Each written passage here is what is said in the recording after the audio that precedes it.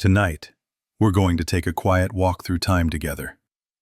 No rush, no noise, just simple, gentle history. The kind that reminds us how strange and beautifully human the past really was. History doesn't always have to be about kings and battles. Sometimes, it's about people simply trying to make a living, just like us. Except their jobs were a little different. So, settle in. Get comfortable. You don't need to stay fully awake for this. Just let the words drift. If your eyes close along the way, that's perfectly fine. I'll still be here, telling stories from long ago, even if you fall asleep before we reach the end. Let's begin with something light. Because before skyscrapers, smartphones, and streaming, people still had to work. And in ancient times, work could get weird. In ancient Egypt, there were bread makers, scribes, farmers, and builders. But there was also something called a professional mourner. These were people, most often women, who were paid to cry loudly at funerals. Yes, professional crying was a real job. Wealthy families believed a louder funeral meant the person was more honored in the afterlife. So they hired mourners to wail dramatically on command. They didn't just cry. They memorized emotional speeches about the dead, even if they had never met them. Imagine showing up to work every day and thinking, "Time to cry again." Meanwhile, in ancient Rome there were soldiers, merchants, senators. But there was also a job called urine collector. And trust me, it was exactly what it sounds like. Romans used urine as a cleaning agent and leather softener because it contains ammonia. So workers would go around collecting it from public bathrooms and sell it to laundry businesses called phalonicae. It was so profitable that Roman Emperor Vespasian put a tax on urine. When his son criticized it as disgusting, he held up a coin and said, "Money doesn't smell." Apparently, business was business, even in ancient Rome. But Egypt and Rome weren't the only places with strange occupations. In medieval Europe, there was a job known as the groom of the stool. You might think it sounds like a carpenter who makes stools, number. This was the personal assistant to the king, who helped him use the bathroom. It might sound humiliating, but incredibly, it was one of the most powerful jobs in the kingdom. The groom of the stool was trusted with the king's most private moments, and because of that, heard his secrets, saw paperwork, handled royal affairs, and gained incredible influence. Other nobles envied him. Just goes to show, every job has its perks, even the weird ones. And in Japan, during the Edo period, there was a respected and surprisingly calming job: Master of Silence. The purpose of this person was simple: to sit in the room of a feudal lord and make sure absolute silence was maintained. If anyone made noise, they were removed. If a samurai entered angrily, the Master of Silence was there to calm the room. It was a job based not on strength but on presence, having a peaceful aura so strong that others felt it. Imagine being paid simply to be calm. In ancient China, during the Han Dynasty, emperors had food tasters. Their single duty: taste every dish before the emperor did, to make sure it wasn't poisoned. There was no career longevity in this line of work. You never knew which bite would be your last. But it was considered honorable, a role only trusted to the most loyal servants. A strange thing about power is that the higher someone rises, the more they must fear the people around them. The food tasters were a quiet reminder that even emperors live with caution. In medieval Europe, there existed a job that sounds more like a myth than reality: the leech collector. Before modern medicine, people believed illness was caused by bad blood inside the body. The cure? Removing blood. And to do that, they used leeches. So someone had to go out and gather them, usually from swamps and ponds. Leech collectors walked barefoot through muddy waters, letting the leeches attach to their legs so they could peel them off and sell them to doctors. It was dangerous, painful, and infections were common. But the demand was high. Medicine, as it turns out, didn't always start in clean hospitals. Sometimes it began knee-deep in a swamp. In the ancient Inca civilization, high in the Andes Mountains, there was a job called the Kipukamayak, or Keeper of Knowledge. These were record keepers who could read and create quipus, a record system made of knotted strings. Each knot represented numbers and information like census data, harvest sizes, or military records. Because the Incas had no written language, quipus were essential to running the empire, and only the Kipukamayaks knew how to read them. It was a job requiring both intelligence and trust. They were living libraries, carrying the memory of the entire empire tied into strands of colored thread. In ancient Greece, there were philosophers, sculptors, and poets, but also the paranymph, an official wedding attendant. Their job wasn't just to stand beside the groom. They also had to ensure the marriage was properly arranged, prepare the home, handle ceremonial details, and even offer marriage advice. If anything went wrong, everyone blamed the paranymph.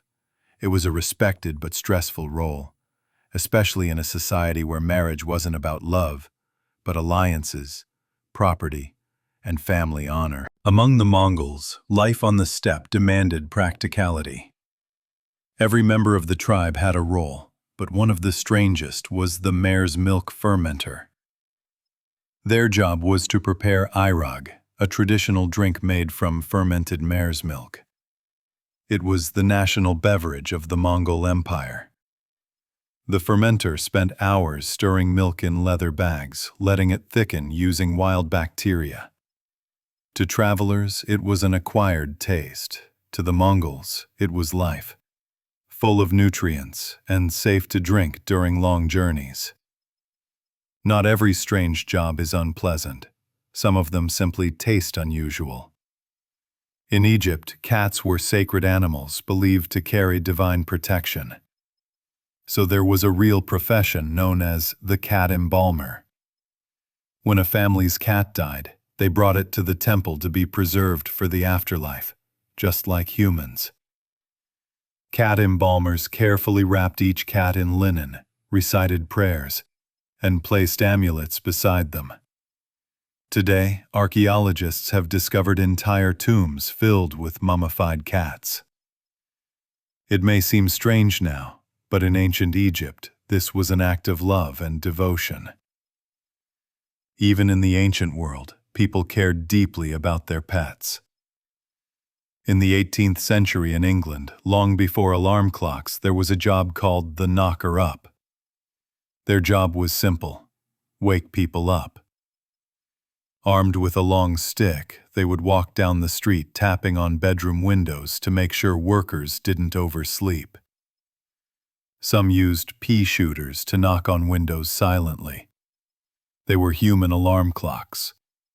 And ironically, no one knows who woke up the knocker-up. In medieval churches, there was once a role known as the sin eater. It was believed by some rural communities that a person's sins could be transferred to another through ritual. So when someone died, a villager was paid to eat bread and drink ale placed on the corpse, symbolically taking on their sins so the dead could pass peacefully into the afterlife. It was considered a cursed profession.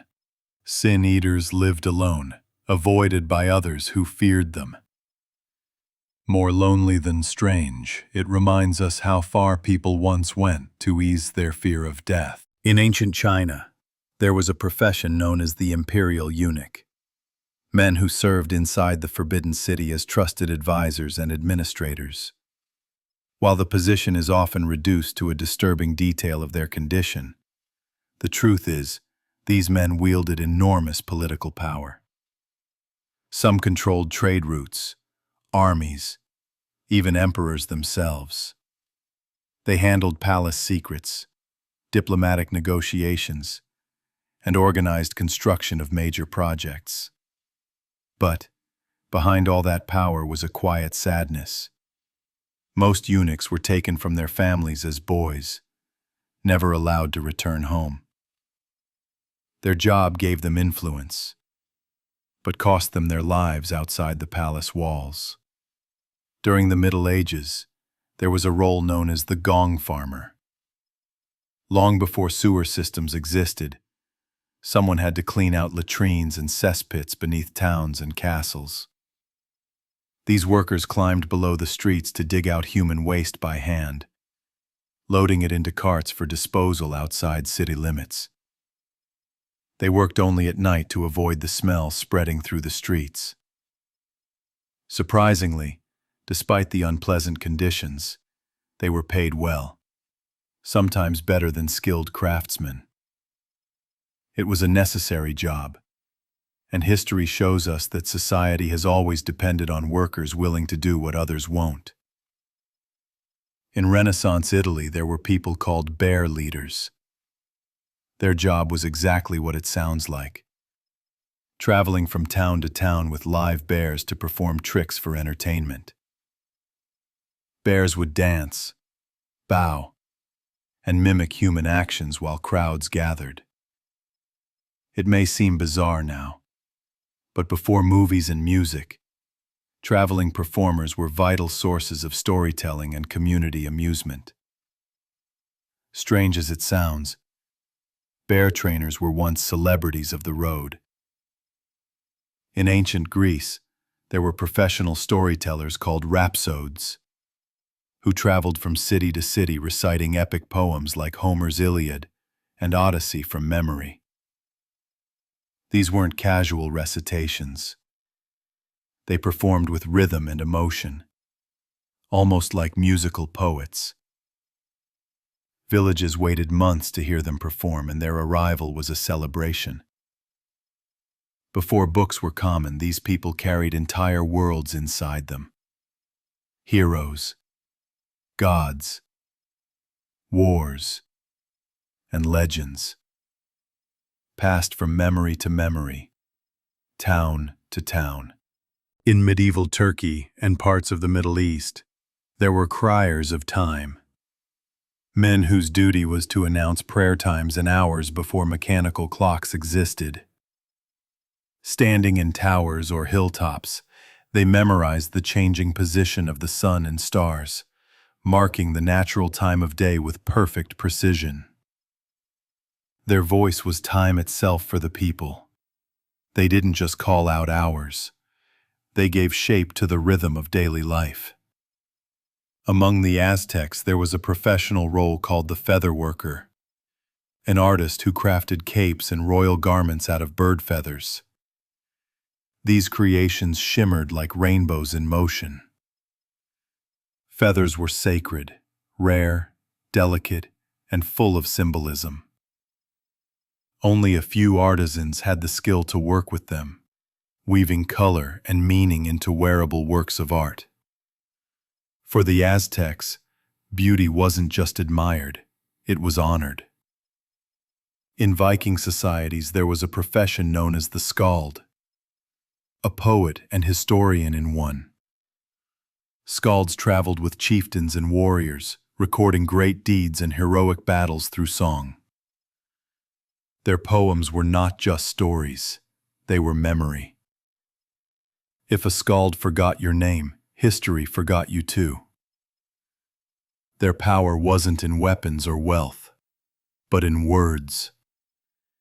Even today, Much of what we know about Viking culture comes from poems first spoken beside roaring fires beneath northern skies. In medieval London, there was a strange but important role: the tide waiter.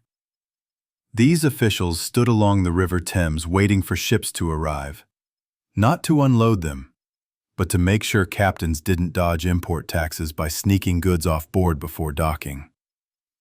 Part detective, part customs officer, the tide waiter watched the water more than the land. Sea trade built cities, and quiet watchers like these guarded the heart of commerce. In the Roman Empire, there were equarii, keepers of the aqueducts. Their job was to walk along stone water channels that stretched for miles, checking every joint, removing debris, and ensuring the city's water never stopped flowing. Without them, Rome would have died of thirst. Clean water is something we take for granted. But in a world without electricity or machines, it took walking guardians to keep a city alive. In medieval castles, there was once a role called the whipping boy. Princes were considered too important to punish. So when a young prince misbehaved in school, another boy, his companion, was whipped in his place. The idea was that watching a friend suffer would teach responsibility. It was a strange way to teach empathy. But it reminds us how differently power was understood in those times. In medieval France, there was a job called the chicken catcher. Before large farms existed, chickens were quick, wild, and nearly impossible to catch. So farms hired specialists, people who knew how to move quietly, wait patiently, and grab chickens by hand without breaking eggs or bones. It sounds funny now, but it required real skill. The fastest chicken catchers could catch over 1,000 birds in a single night. Not every job in history was glorious, but many were strangely impressive.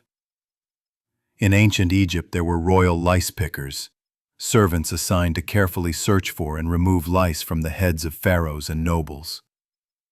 They even shaved the heads of royalty to prevent infestations and wore wigs instead. Hygiene was a serious matter in Egypt, and personal servants performed grooming rituals daily. It may seem unusual, but grooming was a sign of purity and social status, another reminder that what people value in society changes over time. During the Middle Ages, there existed a profession known as the chicken sexer. Farmers needed to know which chicks were male and female to manage growth for eggs or meat. But with baby chicks, it isn't obvious. And yet, some specialists could determine it instantly with just a glance.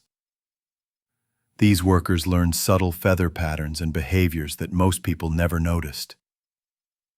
It was a quiet expertise passed down through generations. Today, the job still exists and pays surprisingly well. In Seoul during the Joseon dynasty, there were door-to-door teachers known as hunjang, who traveled between farming villages teaching reading, writing, and classic literature to small groups of children. Schools were rare in rural areas, so education came to the students instead. These teachers often carried little more than a stack of paper, brushes, and wisdom. Families paid them not in money, but in rice, beans, and tea. Knowledge moved slowly back then, but it still moved. In the early Ottoman Empire, there was an official job known as the keeper of the royal dogs.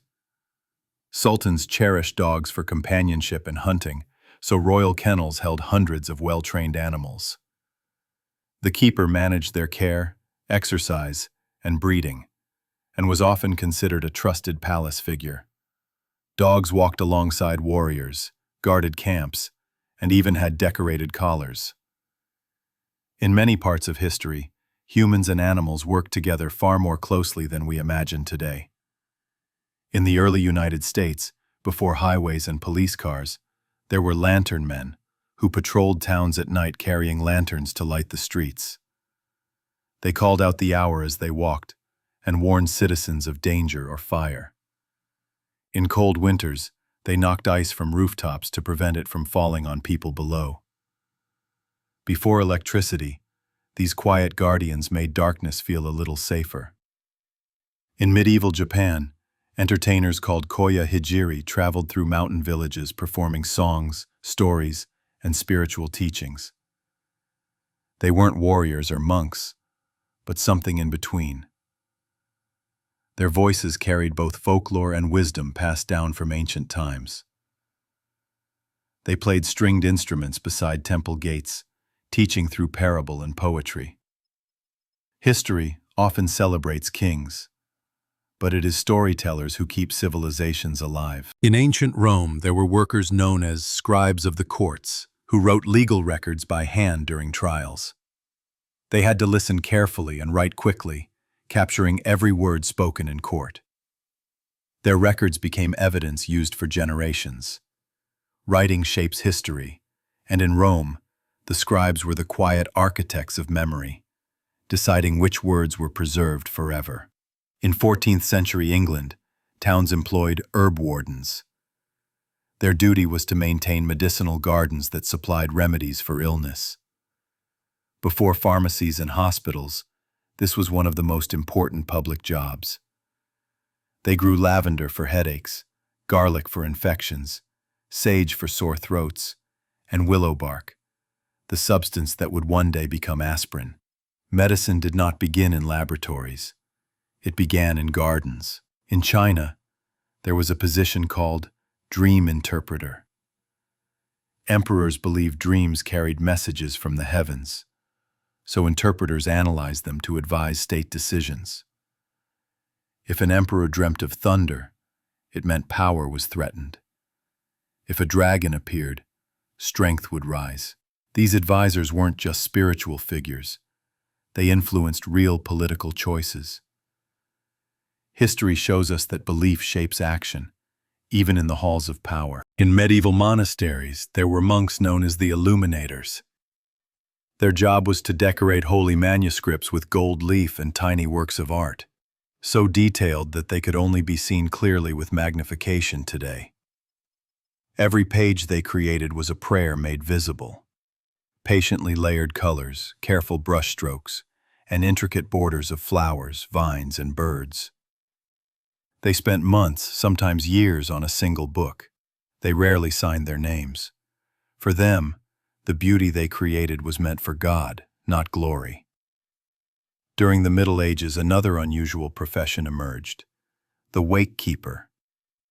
Before funeral homes, families held wakes at home to watch over the deceased for several nights. Why? Because sometimes people fell into such deep comas that they appeared dead, only to wake later. To avoid burying someone alive, wake keepers stayed up through the night watching for any movement. Their job saved lives in silence and added a haunting origin to the phrase awake. In ancient Persia, there was a job called the royal falconer. These masters trained birds of prey, falcons, hawks, and eagles, to hunt. Falconry wasn't just sport, it was a symbol of nobility and discipline. A well-trained falcon could dive from the sky at incredible speed and return to its handler with perfect obedience. These birds were treated with honor. Some even wore tiny jeweled hoods and golden bells on their legs. Human and bird, hunter and sky, bound by trust. In medieval Europe, long before modern science, there were people called alchemists. They spent their lives in candlelit rooms mixing minerals and metals, trying to unlock the secrets of the universe.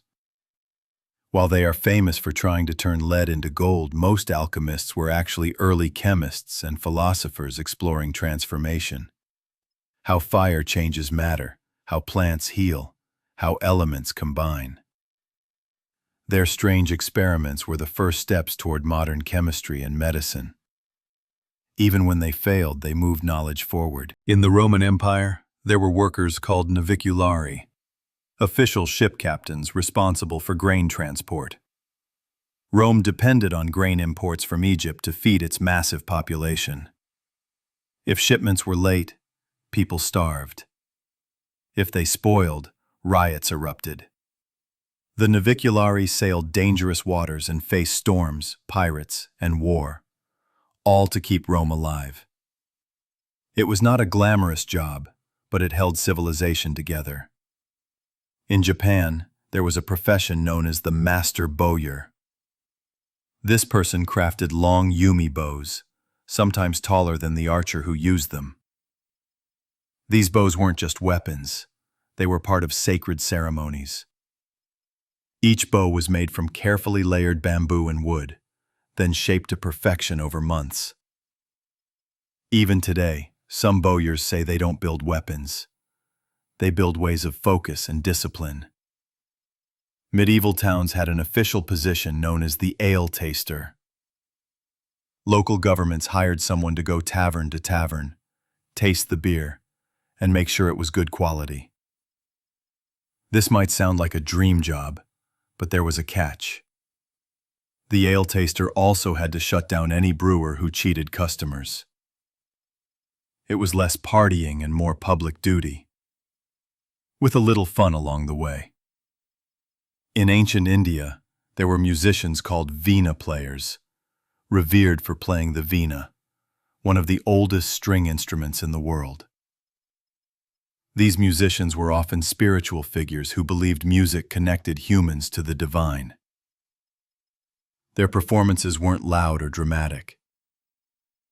They were soft, soulful, performed at sunrise or sunset.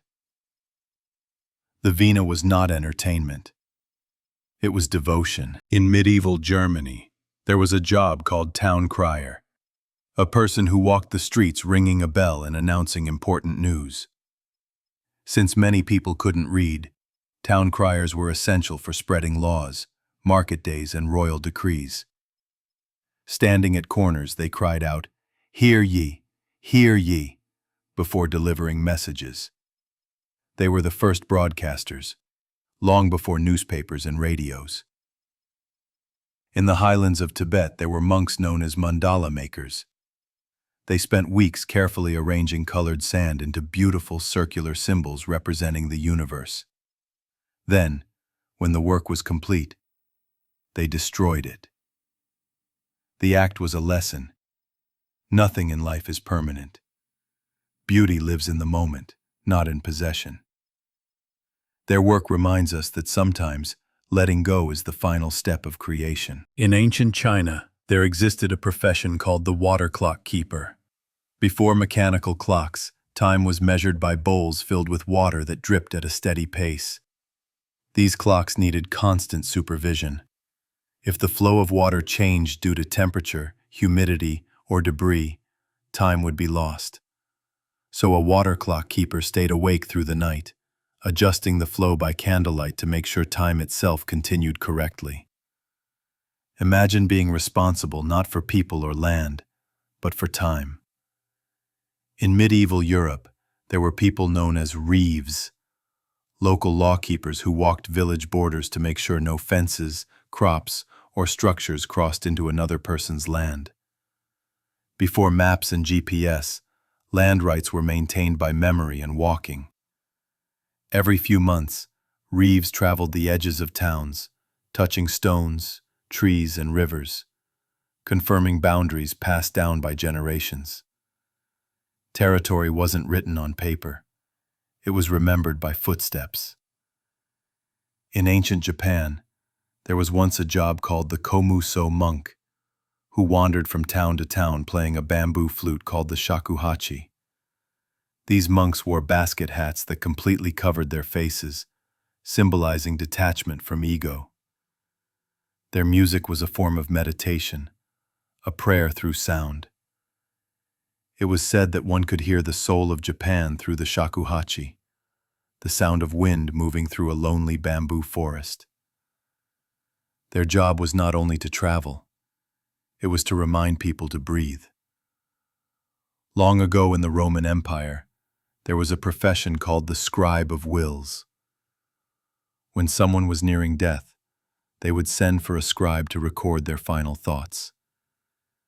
These scribes traveled from house to house, sometimes called in at midnight to write by lamplight while family gathered in silence. They didn't just write wills. They wrote last words, final messages, last hopes. Their ink carried the weight of human life, love, and memory. In ancient Hawaii, there were navigators called wayfinders who could sail thousands of miles without maps or compasses.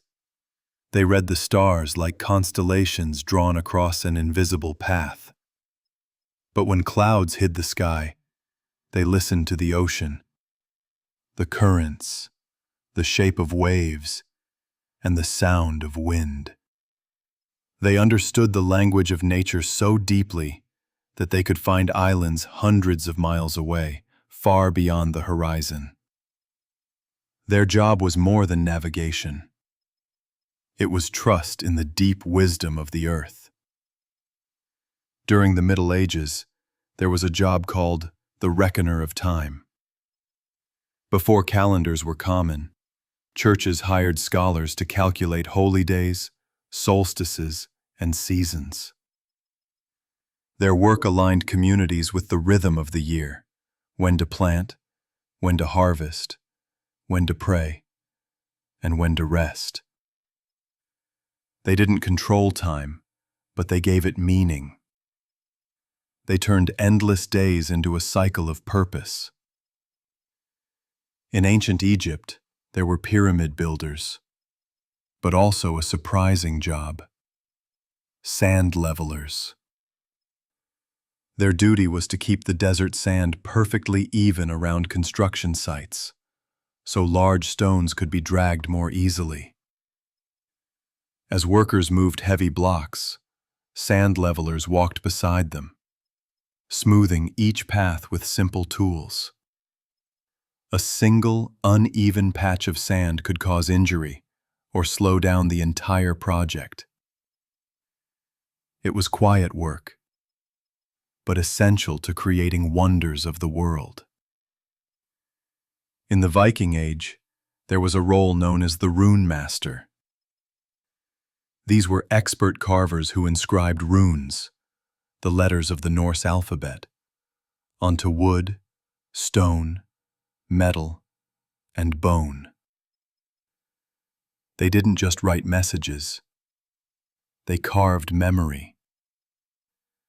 Runes marked graves, recorded journeys, and honored ancestors. The rune master didn't work quickly. Each stroke was made slowly, with purpose. Words, once carved into stone, were meant to last longer than a lifetime. In medieval markets, there were workers called tallymen, who counted goods using carved sticks called tallies. When two people made a trade, a notched wooden stick was split in two.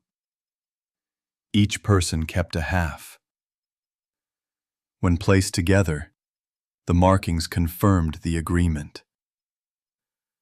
It was a system so trustworthy that tallies were used as legal proof for centuries.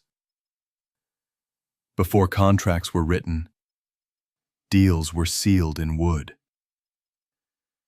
During the Renaissance, artists needed pigments to create paints, but someone had to make them. That was the work of the pigment grinder.